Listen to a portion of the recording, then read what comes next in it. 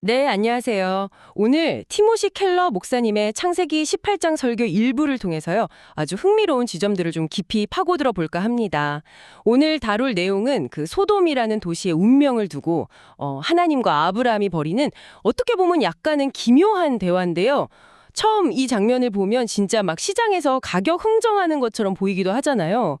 켈러 목사님도 바로 그 점을 짚으시는데 이 흥정처럼 보이는 대화 속에 사실은 기도, 또 제사장이라는 역할, 그리고 의로움이란 무엇인가에 대한 뭐랄까 놀라운 통찰이 담겨 있습니다. 오늘 저희의 목표는 이 대화가 어떻게 단순한 기도를 넘어서 제사장적 행위가 되는지, 그리고 그 의미가 오늘 여러분에게 어떻게 연결될 수 있는지 그 핵심을 좀 명확하게 짚어보는 것입니다. 네, 맞습니다. 창세기 18장 16절부터 33절까지 이어지는 이 대화가요, 성경에 기록된 첫 번째 긴 중보 기도로 알려져 있거든요. 근데 켈러 목사님의 분석을 따라가 보면 이게 그냥 대신 기도해주기 그 이상의 의미를 갖는다는 거죠. 켈러 목사님은 이 사건을 제사장 직분이라는 틀로 해석을 하세요. 그래서 오늘 우리는 그분이 제시하는 세 단계의 제사장을 따라가면서 이야기를 좀 해볼 겁니다. 첫 번째 제사장, 바로 아브라함이죠. 그리고 그 아브라함이 어렴풋이 보여주기는 했지만 완성하지는 못했던 더 위대한 제사장, 예수 그리스도.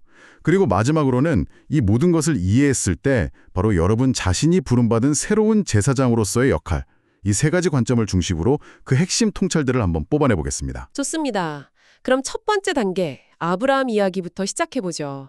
하나님께서 어떻게 아브라함을 이 독특한 대화, 제사장적 대화로 끌어들이시는지 그 과정부터가 참 흥미로워요.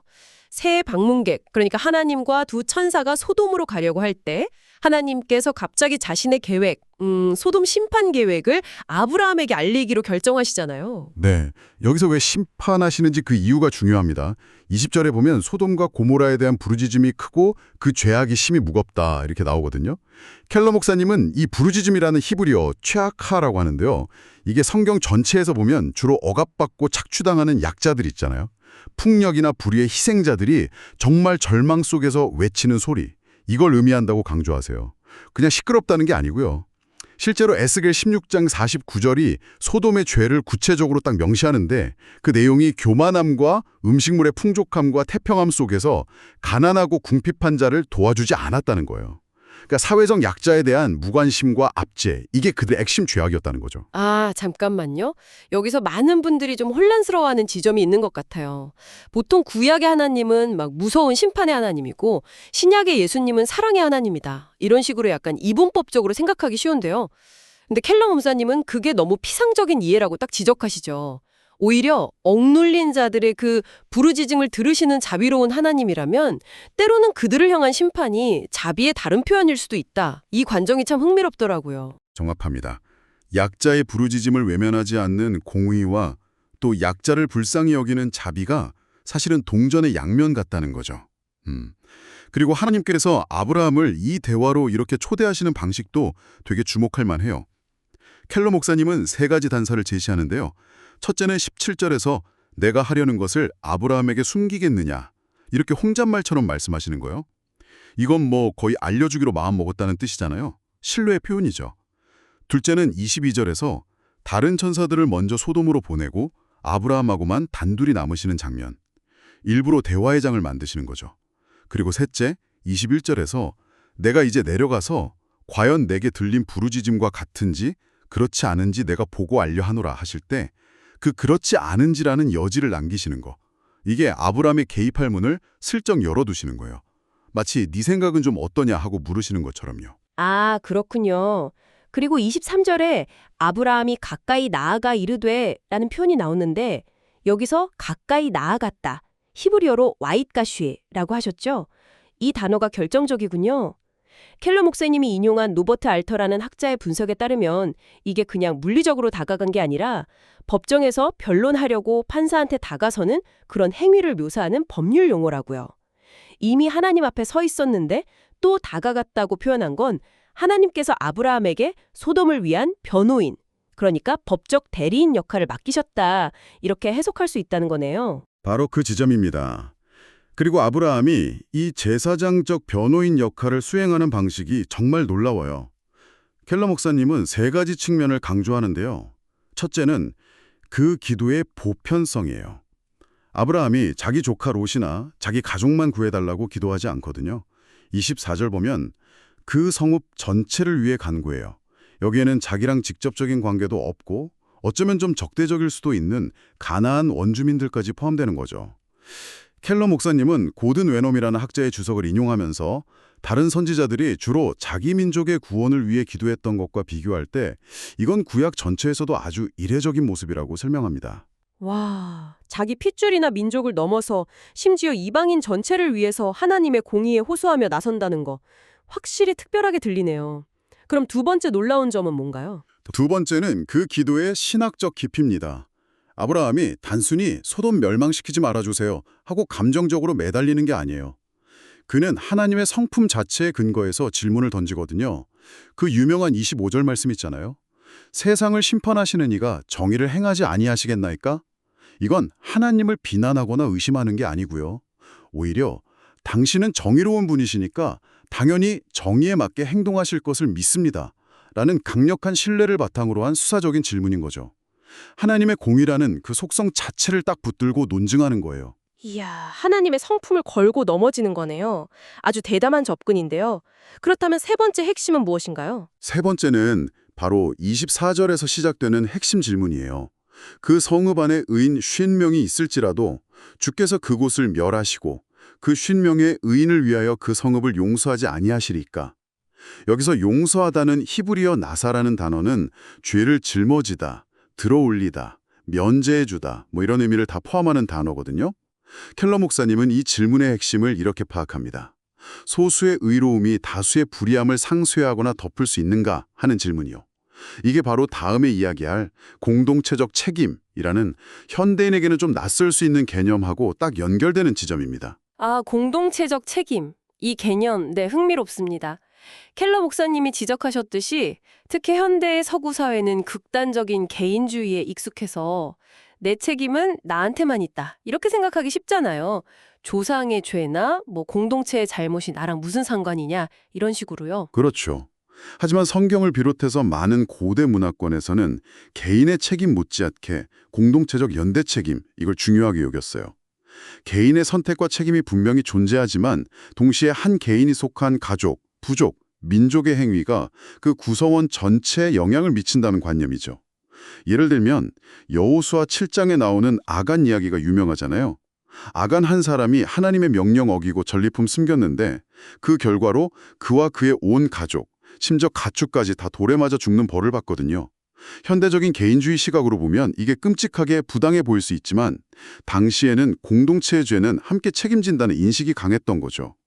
켈러 목사님은 이게 단순히 고대의 이야기가 아니라 현대 사회의 어떤 구조적인 불의, 예를 들어 인종차별의 역사적 유산으로 인한 특권 문제 같은 걸 이해하는 데도 여전히 유용한 개념일 수 있다고 시사하더라고요. 그렇다면 아브라함의 질문은 이런 배경에서 훨씬 더 깊은 의미를 갖게 되는 거군요. 만약 한 사람의 죄가 아간처럼 공동체 전체에 부정적인 영향을 미칠 수 있다면 혹시 그 반대도 가능하지 않을까요? 그러니까 소수의 의로운 사람들의 의로움이 그 공동체 전체에 긍정적인 영향을 미쳐서 심판을 면하게 할 수도 있지 않을까요? 하는 질문. 켈러 목사님이 인용한 게르하르트 폰 라트라는 신학자의 질문처럼 다수의 악행이 공동체의 운명을 결정해야만 하는가 아니면 소수의 의로움이 그럴 수도 있는가 이런 질문이요. 정확히 그 지점을 파고드는 겁니다. 아브라함은 묻는 거죠. 하나님, 당신은 의인을 정말 귀하게 여기시는 분 아닙니까? 그렇다면 그 소수의 의로움이 너무나 소중해서 그들과 같은 공동체에 속해 있다는 그 이유만으로 다수의 불의한 자들까지도 용서해 주실 수는 없습니까? 하고요. 그리고 놀랍게도 하나님은 의인 50명부터 시작해서 45명, 40명, 30명, 20명 그리고 마침내 10명까지 그렇다 용서하겠다고 답해 주십니다. 소수의 의로움이 다수를 구원할 수 있다는 그 원칙을 확인시켜 주신 거죠. 그런데 이상하네요. 왜 아브라함은 의인 10명에서 딱 멈췄을까요? 마치 정말 중요한 질문 하나를 남겨두고 대화가 좀 급하게 끝난 느낌이 들어요. 네, 켈러 목사님도 여기에 두 가지 가능성을 제시하는데요. 첫째는 아브라함이 인간적인 한계에 부딪혀서 용기를 잃었을 수 있다는 거예요. 계속해서 하나님의 인내심을 시험하는 듯한 질문을 던지는 게 좀 두려웠을 수 있죠. 그가 나는 티끌과 재에 불과하오나 감히 죽기 아뢰나이다 라고 반복해서 말하는 데서 그 조심스러움이 보이거든요. 또 다른 가능성은 어쩌면 아브라함 스스로 소돔에는 진정으로 의롭다고 할 만한 사람이 10명은커녕 자기 조카 롯조차도 온전한 의인이라고 보기 어렵다는 그 냉정한 현실을 직감했기 때문일 수도 있다는 겁니다. 아, 어느 쪽이든 결국 아브라함은 더 나아가지 못했다는 거군요. 네.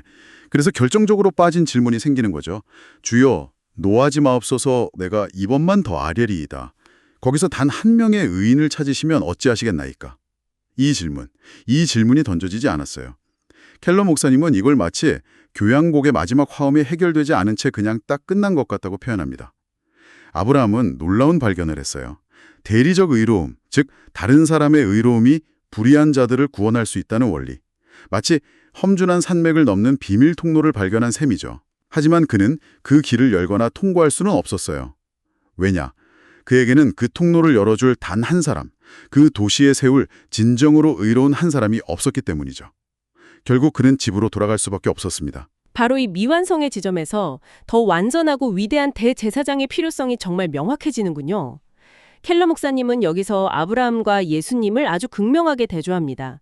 아브라함은 자신을 해칠 수도 있는 이방 민족, 가나안 사람들을 위해 중보했지만 예수님은 실제로 자신을 모욕하고 십자가에 못 박는 그 원수들을 위해 기도하셨잖아요. 아버지, 저들을 사하여 주옵소서. 자기들이 하는 것을 알지 못함이니이다. 이 기도요. 맞아요. 희생의 차원도 근본적으로 다릅니다. 아브라함은 하나님 앞에서 자신의 목숨을 걸었지만 예수님은 실제로 자신의 목숨을 내어주셨습니다. give.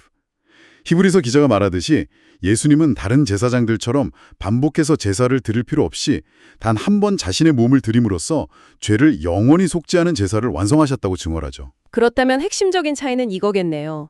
아브라함은 소수의 의로움이 다수를 구원할 수 있다는 그 구원의 원리를 발견했어요. 하지만 예수님은 스스로 그 의로운 한 사람이 되셔서 그 원리를 실제로 성취하셨다. 바로 그것입니다. 예수님 자신이 바로 그 궁극적인 대제사장이 되신 거죠. 십자가 사건 전날 밤에 요한복음 17장에서 드린 예수님의 기도, 소위 대제사장적 기도라고 하잖아요. 그걸 보면 그 의미가 더 분명해져요. 예수님은 또 그들을 위하여 내가 나를 거룩하게 하오니 이렇게 기도하시거든요.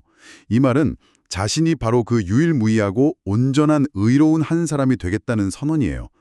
그분의 흠없는 삶과 대속적인 죽음 자체가 아브라함이 그토록 찾았지만 발견하지 못했던 바로 그 한 사람의 의로움이 된 것입니다. 아, 그래서 복음의 핵심이 결국 이것과 연결되는군요.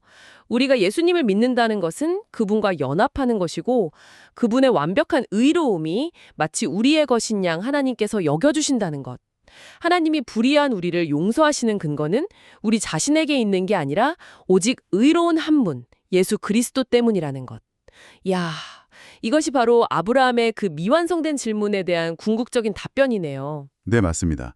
그리고 예수님은 아브라함처럼 중보기도를 마치고 집으로 돌아가신 분이 아니시죠. 히브리서 7장 25절은 예수님에 대해서 이렇게 말합니다. 그러므로 자기를 힘입어 하나님께 나아가는 자들을 온전히 구원하실 수 있으니 이는 그가 항상 살아계셔서 그들을 위하여 간구하심이라. 예수님은 부활하셔서 지금도 살아계시면서 영원히 우리를 위해 중보하시는 대제사장이십니다.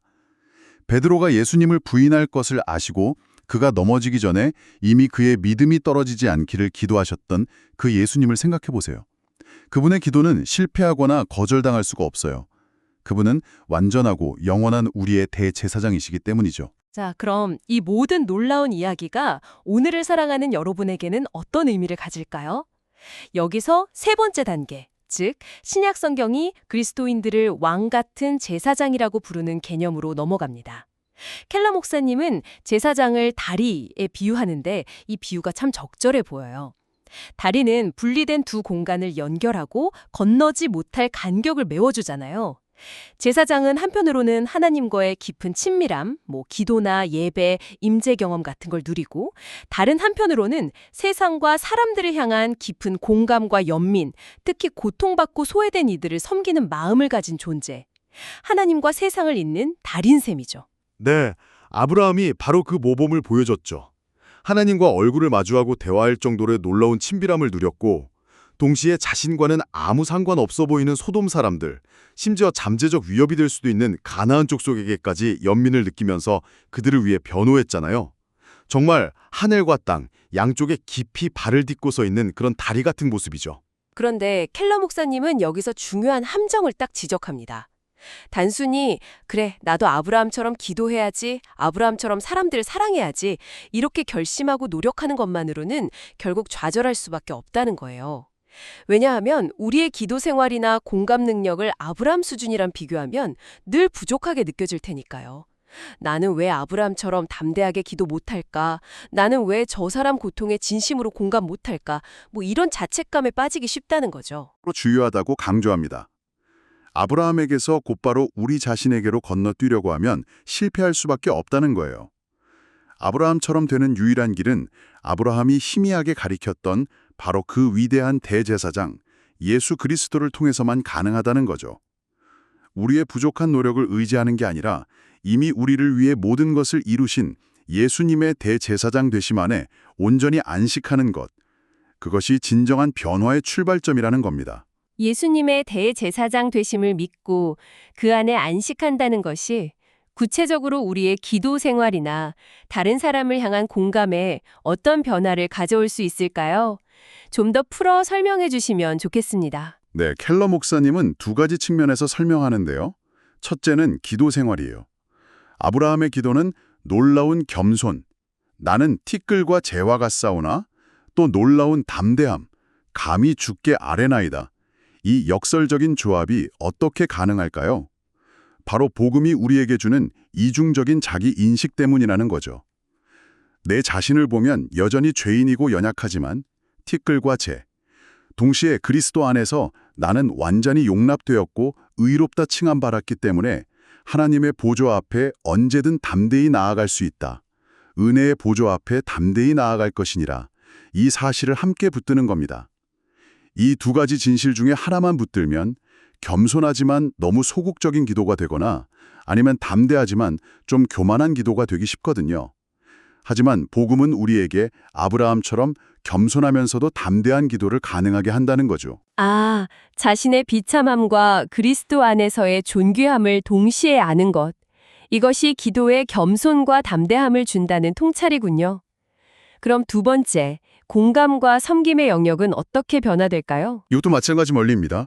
내가 얼마나 큰 죄인이고 하나님의 은혜가 아니면 정말 소망 없는 존재인지 깊이 깨달을 때, 겸손, 우리는 다른 어떤 사람에 대해서도 도덕적인 우월감을 느끼거나 쉽게 정죄할 수가 없게 돼요. 동시에 그런 나를 그리스도께서 자신의 생명을 내어주시기까지 사랑하셨고 그분의 의로움으로 완전히 덮어주셨다는 사실을 알 때 자신감, 우리는 다른 누구 앞에서도 열등감이나 두려움을 느낄 필요가 없죠. 이 겸손과 자신감의 균형이 딱 이루어질 때 비로소 우리는 다른 사람을 판단하거나 무시하거나 두려워하는 대신에 아브라함이 보여준 것처럼 경계 없이 깊이 공감하고 섬길 수 있게 된다는 겁니다. 켈러 목사님의 핵심 주장은 이거예요. 만약 우리 삶의 제사장적인 특성, 그러니까 하나님과의 친밀한 기도와 사람들을 향한 넓은 공감이 부족하다면 그 해결책은 더 열심히 노력하는 것이 아니라 우리의 위대한 대제사장이신 예수님 안에서 더 깊이 안식하고 기뻐하는 것이라는 거죠. 그분의 완성된 사역을 붙잡는 것이 우리를 변화시키는 열쇠라는 겁니다. 결국 우리의 변화는 우리의 의지나 노력이 아니라 이미 우리를 위해 성취된 예수님의 사역에 뿌리를 둘 때 가능하다는 말씀이시군요. 정말 중요한 지점인 것 같습니다. 네, 그리고 켈러 목사님은 마지막으로 한 가지 중요한 점을 덧붙이는데요. 아브라함이 왜 10명에서 멈추었을까에 대한 또 다른 해석인데 어쩌면 아브라함은 도시를 구원하는 데 필요한 건 그냥 흩어져 있는 개인이 아니라 의미 있는 공동체라는 사실을 깨달았기 때문일 수도 있다는 거예요. 고대 유대 사회에서 회당을 세우고 공동체로서 기능을 하려면 최소 10명의 성인 남자가 필요했던 것처럼 말이죠. 중요한 것은 제사장적 역할을 감당하는 개인뿐 아니라 그러한 개인들이 모인 공동체라는 겁니다. 네. 오늘 우리는 아브라함이 하나님과 벌이는 그 흥정처럼 보였던 대화에서 시작해서요.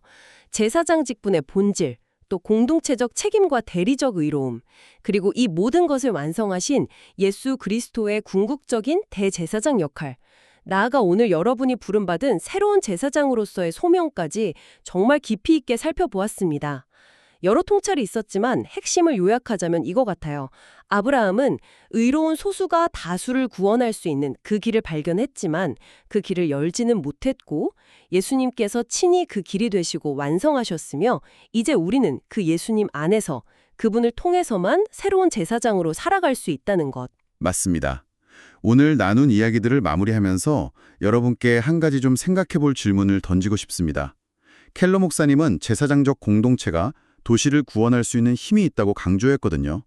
개인의 경건을 넘어선 차원이죠. 이 점을 좀 염두에 두실 때 오늘 여러분이 속한 삶의 자리들, 뭐 가정이든 직장이든 신앙 공동체든 아니면 지역사회든 그 안에서 여러분은 개인적으로 그리고 또 다른 이들과 함께 어떻게 그 제사장 공동체의 모습을 구체적으로 만들어갈 수 있을까요? 함께 기도하고 서로의 짐을 지고 또 세상의 아픔에 함께 공감하고 섬기는 그 다리 역할을 어떻게 공동체적으로 감당할 수 있을지 한번 깊이 성찰해 보시면 좋겠습니다.